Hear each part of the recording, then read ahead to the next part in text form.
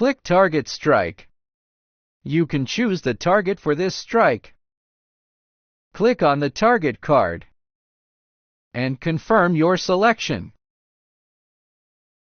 Select a person. Select a house. Select a car. Click Next. Target selection for the strike is complete. Awaiting drone assignment. Click Assign. Each target corresponds to a strike drone. Click Next to enter the flight operation interface.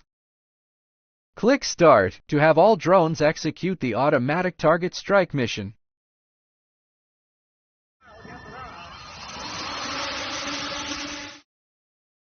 All drones will fly to a position where they can see the target.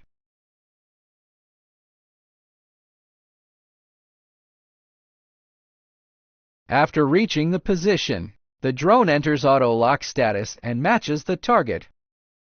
When the target is successfully locked, the drone will automatically execute the attack.